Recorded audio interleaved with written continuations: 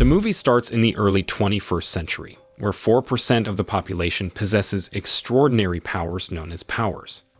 To regulate their abilities and prevent misuse, the government creates a rule for all powers must register their abilities. Initially, powers are highly valued in the workforce. However, as industries and technology progress, their powers become redundant, leading to widespread unemployment among powers. Some powers, feeling marginalized by technological advancements, attempt to voice their grievances to the authorities, but their protests are largely ignored. Additionally, the government imposes restrictions on the use of powers abilities and employs drone robots called guardians to monitor and apprehend powers who use their abilities without permission. Switching to Connor Reed, a 26-year-old man struggling to secure employment until he lands a job as a construction worker. While on duty, the police arrive to inspect the construction site, aiming to ensure no powers are employed there. All workers, including Connor, are gathered for scanning by Guardian drones. Following the scanning, nearly half of the construction workers who are powers are sent home to address and take care of their work permits. One of them is a fugitive who attempts to flee but is apprehended by the police, leading to a confrontation where the Guardians are forced to intervene and shoot the man. Meanwhile, other police officers are seen ambushing a superpowered individual in an apartment unit. The police also conduct a search until they are shocked by the discovery of an addictive drug called psych, made from the spinal fluid of trafficked powers. With this discovery, the police conclude that all the drugs ready to be distributed are related to the Trust Syndicate group led by Marcus Sutcliffe, a drug lord who controls the area. Returning to Connor, he is responsible for caring for his mother, Mary Reed, who suffers from a brain tumor and still works at a mini-market despite her illness. Unfortunately, Mary's condition causes her to make mistakes, leading to her boss reprimanding her for her inability to control her body temperature, which damages items in the store.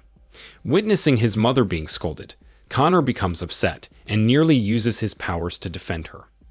Mary's infuriated boss then demands that they both leave the mini-market immediately.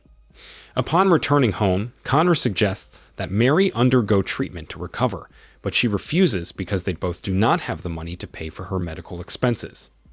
On another day, while waiting for their foreman to pick them up for work, Connor and his fellow workers are approached by Garrett, who offers them a job in Lincoln City. Desperate for money to pay for Mary's treatment, Connor shows interest in Garrett's offer, despite warnings from his friend about Garrett and his partner, Matt D. Connor informs Garrett that he possesses a Class II electrical ability and he is willing to work if Garrett pays him a fairly high fee. That evening, after agreeing on the payment, Connor joined Garrett's group and headed to a chemical factory. Garrett then instructed Connor to use his power to cut the electric fence surrounding the factory. Despite initial failures, Connor eventually succeeded after multiple attempts, allowing Garrett's group to enter the building. However, they were spotted by a guard who quickly alerted authorities about the intrusion. In response, Garrett and Freddy used their telekinetic abilities to disable the communication device and neutralize the guard, placing him in a barrel. They then proceeded to steal chemicals from the factory. Shortly afterward, the police were received the news of the robbery and dispatched patrol officers to investigate. At the same time, Garrett's group, having left the factory, stopped under a bridge to change the appearance of their car in order to evade detection by the police. Upon reaching a garage, they encountered Rhino, who guided them through hidden passages to a nightclub where Wesley Cumbo, a mafia leader, reprimanded Marcus for failing to deliver money to him. Marcus attempted to make excuses until Wesley became enraged and summoned Copperhead. Using his ability to read minds, Marcus realized he would be killed by Copperhead after shaking her hand. Thus, he requested a week's extension from Wesley to deliver the money. After Wesley departed, Garrett introduced Connor as their new member to Marcus, who seemed impressed with Connor's ability as he read his minds when they shook hands. At the same time, Connor met Nia, who invited him to explore the nightclub, while Marcus informed Garrett that he couldn't purchase the chemicals until he settled his debt with Wesley. They also discussed Connor's rare ability and Garrett's plans for their next mission. Meanwhile, two police officers named Park and Davis were tasked with investigating the chemical theft, which was linked to the production of psych. Suspecting Marcus's involvement, they planned to search for powers capable of causing electrical and fire damage based on evidence collected from the crime scene. The following day, Connor encounters Garrett once more, who aims to assess Connor's electrical ability by requesting him to deactivate his car alarm. Shortly after, Connor manages to easily disable the alarm, prompting Garrett to take him to a training site to refine his electrical abilities. At that time, Garrett provides Connor with light bulbs and tasks him with illuminating them without causing damage. Despite struggling initially, Connor perseveres in his practice sessions, gradually gaining control over his powers. Several days later, Connor diligently practices while fulfilling various assignments from Garrett, ranging from collecting money from illegal drug dealers to securing Garrett's group from extortion by thugs. With persistent effort, Connor eventually masters his abilities, successfully lighting up a bulb without breaking it. With his improved ability, Connor swiftly deals with the thug threatening Garrett's territory, using his electrical powers. As time passes, Connor's become more confident in his superhuman abilities. One night, he confronts Mary's boss at the minimarket, using his powers to intimidate him into treating Mary better. On another day, Connor returns home and informs Mary that he has obtained a permanent job, making her happy without knowing that her son's job is illegal. Meanwhile, unbeknownst to Connor, Park and Davis monitor his activities, suspecting his involvement in the chemical theft and listing him as a suspect. The following day, Connor and Garrett head to a bank to gather various information about the security staff's routines and the locations of surveillance cameras inside the bank. From their observations, they only have 5 minutes to complete the mission and take the money from the bank's vault before the Guardian's drones and the police arrive at the bank within 7 minutes. Meanwhile, Mary, who is at her workplace, is surprised by the change in attitude of her manager, who has become much nicer to her. Several days later, Garrett's crew initiates the bank heist by neutralizing the guards. Connor then disables the security system using his powers and force a staff member to open the vault manually. Upon opening the vault, they discover a disappointing sum of money, but hastily gather it nonetheless, fearing the police's imminent arrival. As they attempt to flee, they encounter the Guardian's drones, prompting Connor to destroy one with his electrical abilities before they make their escape. Following the unsuccessful heist, Garrett reports to Marcus about the earnings, sparking Marcus's disappointment as he needs more money to settle his debt with Wesley. Tensions rise, leading to a heated argument, until Copperhead unexpectedly arrives and launches an attack on everyone present. Fortunately, Rhino manages to stop the attack after he successfully shoots her dead. After the attack, Nia, feeling distressed, appears to be calming herself using psych.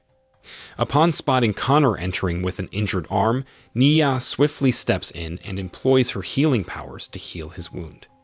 Connor, now aware of Nia's abilities, realizes Marcus's interest in utilizing her powers for healing, making her a target of Copperhead's earlier assault.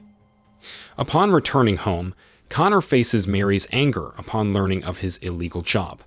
They engage in a heated argument, with Connor explaining his decision to support her medical expenses. Overwhelmed with disappointment, Mary collapses, requiring urgent medical attention. After the doctor treats her, he informs Connor about the worsening condition of Mary's tumor, which will cause her to lose control of her superhuman abilities. The doctor suggests that Mary undergo tumor removal surgery, but unfortunately, Connor does not have the funds to pay for the expensive surgery.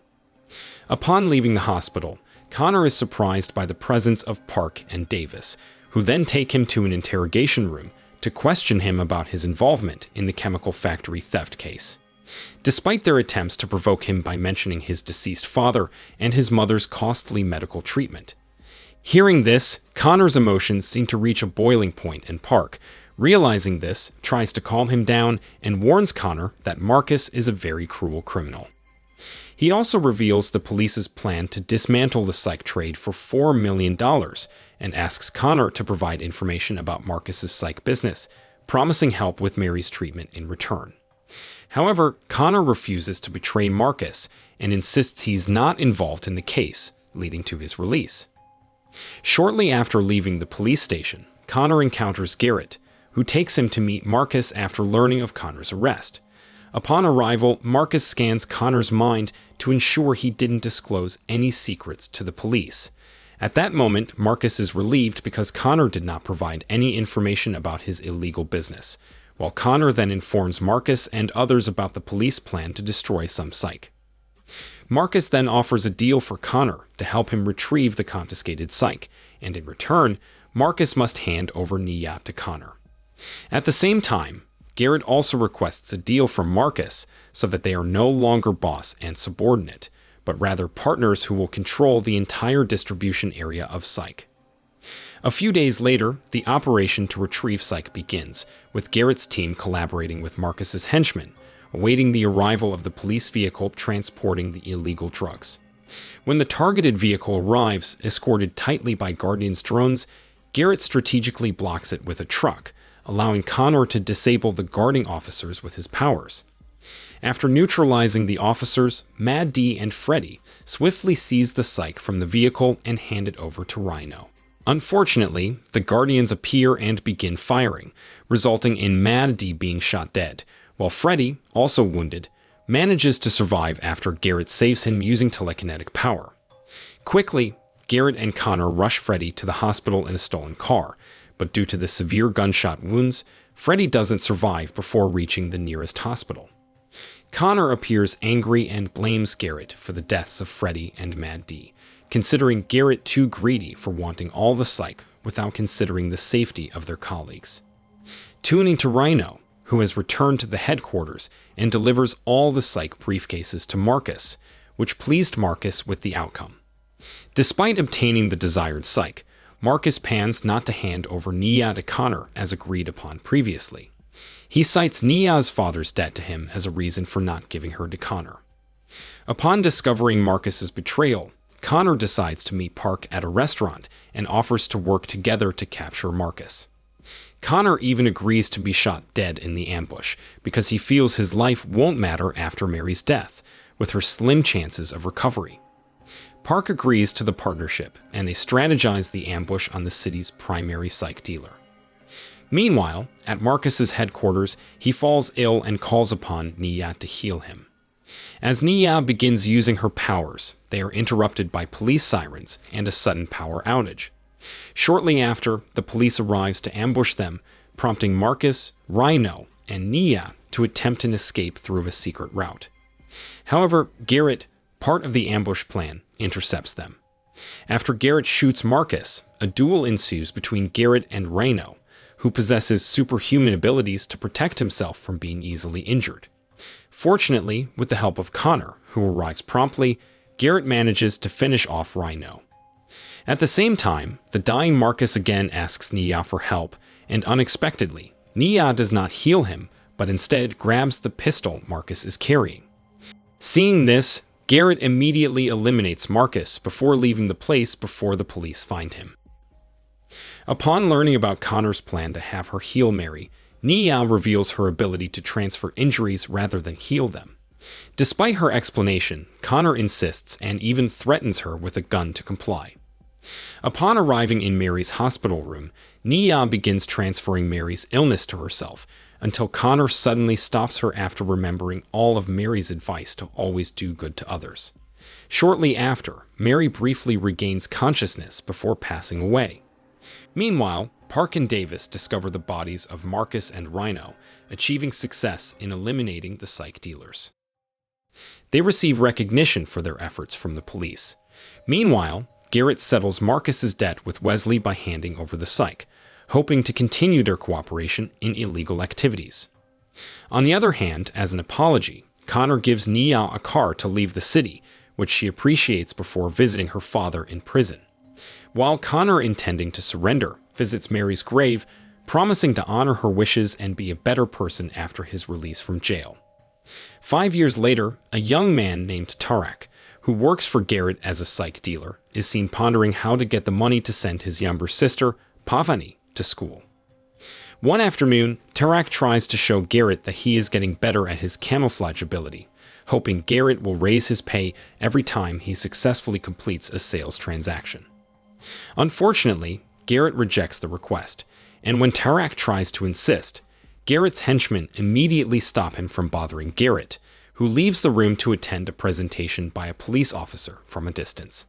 At the event, Sergeant Kingston, also known as King, who was previously a victim of a Powers fire attack during an arrest, is seen showcasing a crime-fighting robot dog, K9.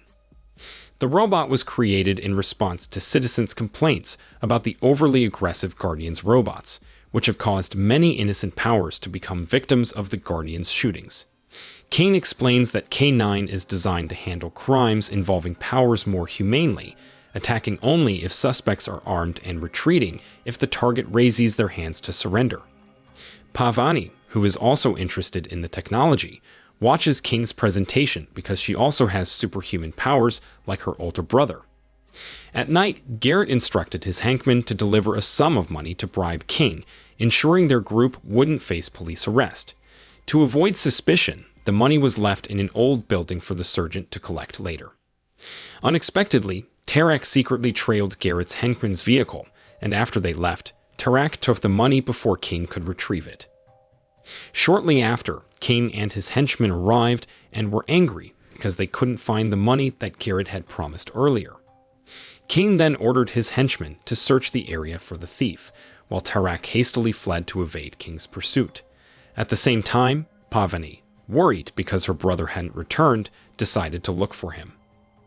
Back to Tarak, who found himself fleeing from King's K9 unit, resorting to hiding and attempting to deceive the robotic dog by pretending to surrender. Unfortunately, despite raising his hands in surrender, the K9 resumed its pursuit and attacked Tarak, resulting in his demise, witnessed by Pavani, who happened to be nearby.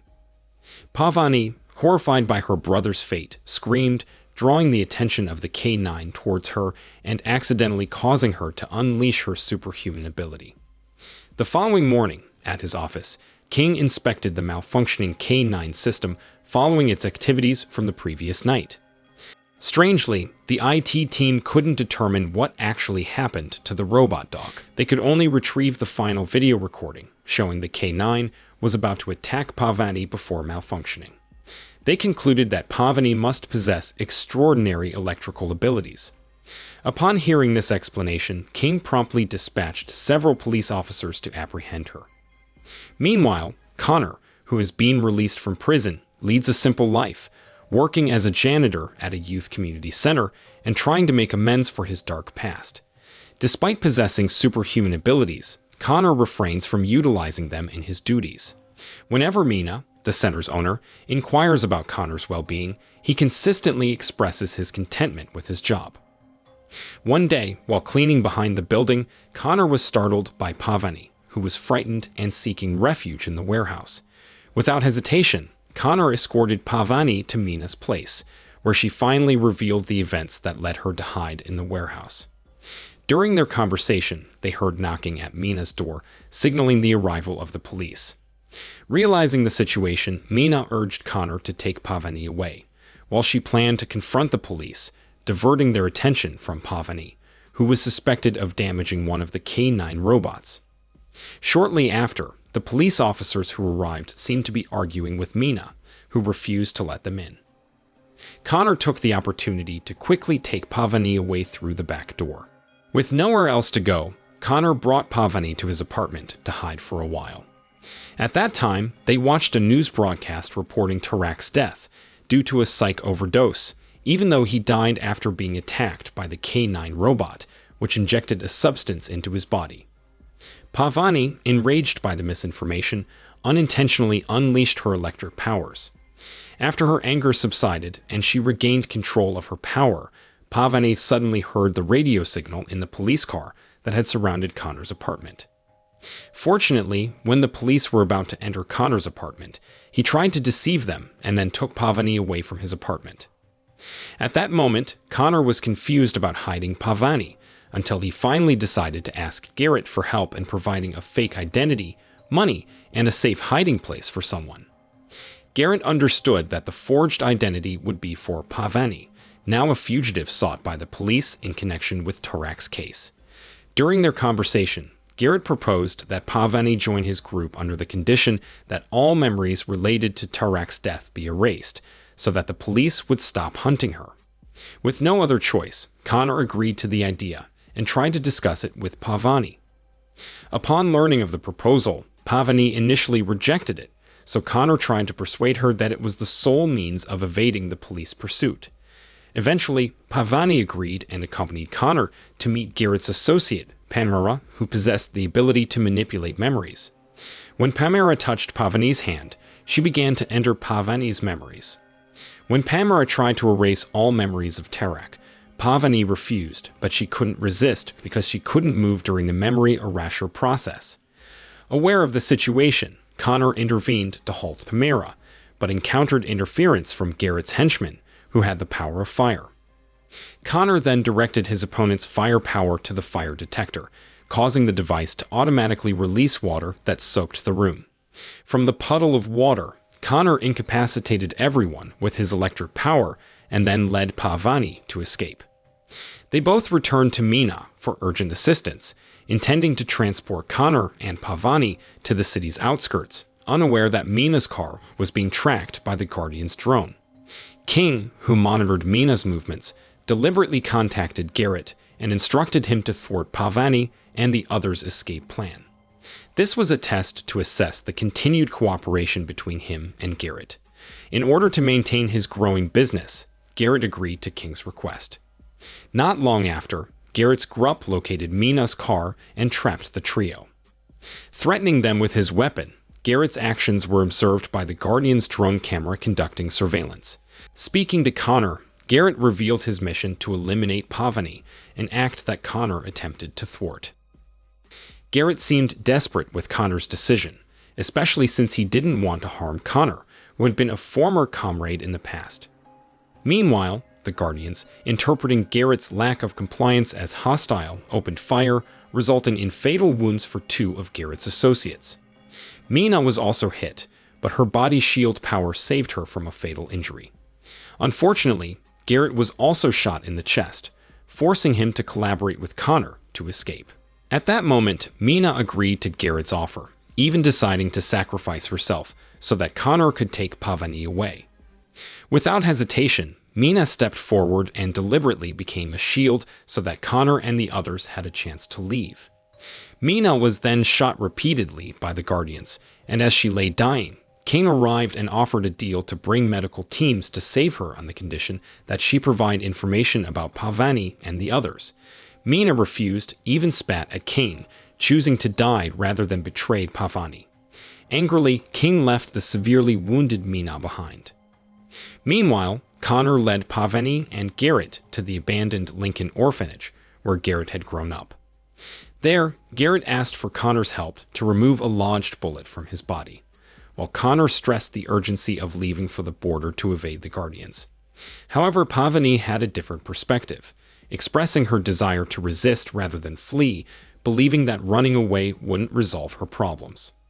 The following morning, Davis arrived at the abandoned orphanage, having discovered Connor's whereabouts. He provided information about King, stating that he would be difficult to confront because many people admired him for various heroic actions he had done. Nevertheless, Davis proposed a strategy that if they could uncover evidence of a significant mistake made by the surgeon and spreef it to the public, they could undermine King's authority.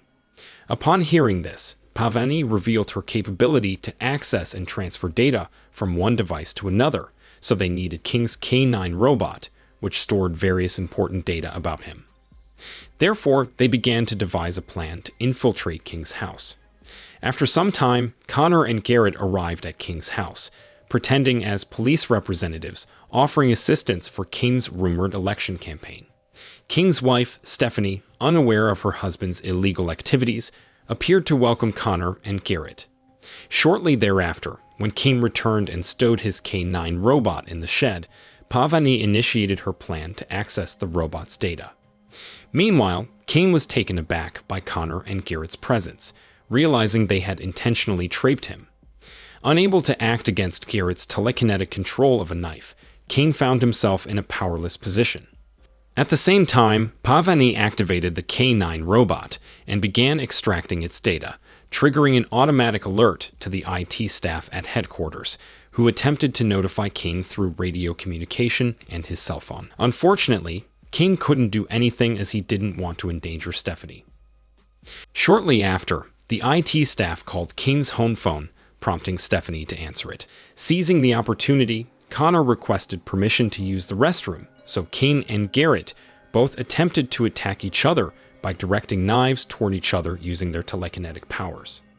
Meanwhile, Connor assisted Pavani in concentrating to disable the K9, allowing her to swiftly retrieve all the stored data. Upon returning to Garrett and King, who were still locked in a telekinetic duel, it became evident that King couldn't match Garrett's power, as he had always refused to utilize that ability. Tension between them stopped when Stephanie returned to inform King about the IT staff's warning regarding the unusual activity in the K9 system. As if nothing had happened before, Garrett then bid farewell to King and Stephanie after learning that Pavani had successfully copied all the data from the K9 robot. On their way back, Garrett was accompanied by Connor and Pavani, who had managed to retrieve King's K9 robot. It seemed they were on their way to Garrett's headquarters, so Pavani could utilize the computer to transfer King's criminal data from the K9's memory. Upon reaching the headquarters, Garrett's henchmen appeared prepared, leading Connor and Pavani to realize they had been deliberately deceived by Garrett, who sought King's criminal data. Garrett clarified that their objective wasn't to overthrow King, but rather to manipulate the Sergeant to ensure the continuity of Garrett's psych business. Removing the K9 robot's head, which housed its storage drive, Garrett instructed his henchmen to guard it. Shortly after, King arrived at the headquarters with his police force, which Garrett then used for negotiations while displaying the headless K9 body. Garrett then threatened to disclose the recording of Tarek's murder unless King agreed to reduce the payments made to the Sergeant. Additionally, Garrett requested that King refrain from interfering with powers, including Connor and Pavani. In response, King sneered at the offer and swiftly attacked Garrett using his superhuman abilities. Subduing Garrett, King then ordered his men to apprehend Pavani, who was hiding in the apartment. The surprise attack attracted the attention of nearby residents and journalists who arrived to report on the scene. Meanwhile, Pavani attempted to persuade Garrett's men that they still had an opportunity to overthrow King. Connor then requested the K9 head from Garrett's men. At the same time, the police arrived with anti-electric equipment to counter Connor's electric attacks. Amidst the chaos, Connor swiftly escorted Pavani, who carried the K9 head, out of the apartment. Shortly after, Garrett's powers clashed with King's forces. King, cornered, finally unleashed his powers to eliminate one of Garrett's powers. At the same time, Connor and Pavani encountered another K9, which Pavani eventually managed to control, ordering it to attack another K9 and its controller. As another police force raided the apartment, prompting Connor tried to shield Pavani. Unfortunately, she was shot by the police, so Connor quickly evacuated her from the area, where numerous journalists were covering the incident. Connor seemed increasingly panicked after seeing Pavani's worsening condition, and he asked the journalists to come closer. Meanwhile, King ordered the K9 robot to attack Connor, but Garrett, despite being injured, intervened by creating an invisible barrier around Connor and Pavani. With his remaining strength, Garrett destroyed the K9 robot that tried to thwart Pavani and Connor's plan to expose King's crimes to the media. Meanwhile, Davis ordered the police officers involved in the ambush to withdraw as Pavani successfully transferred the data from King's K9 memory to the journalists covering the event. When the video of King's crimes spread across various media outlets, everyone appeared shocked and disbelief that the sergeant they had trusted had committed serious crimes. Stephanie, who also watched the video on television, couldn't believe that her husband was not the honest and upright police officer portrayed by the media before. Switching to the apartment, because he failed to eliminate Pavani and Connor, King left the apartment and was surprised by the arrival of Davis, who arrested him after the video recording of the sergeant's crimes had spread. In the film's conclusion, 3 months following the incident, Kane was reported to be under investigation for multiple cases of corruption and other crimes committed while serving as a police officer. The media appeared busy covering these cases involving Kane's misdeeds as well as those of other police officials. At the same time, Garrett, having survived, found himself in prison, observing the news about Kane with a sense of relief as the sergeant's crimes were finally exposed to the public. On the other hand, Connor resumed his life as a janitor at the Youth Community Center and was busy cleaning a multipurpose room where teenagers gathered at the community center. Pavani, who survived Kane's attack, appeared to meet Connor and hugged him for taking care of her. Connor felt happy because he did good deeds as Mary taught him. Moral lesson from the story: when chasing after money leads into a trouble, just remember, a clean conscience is worth more than all the riches in the world. And remember, never trust a dog with a USB port, especially if it's supposed to fight crime.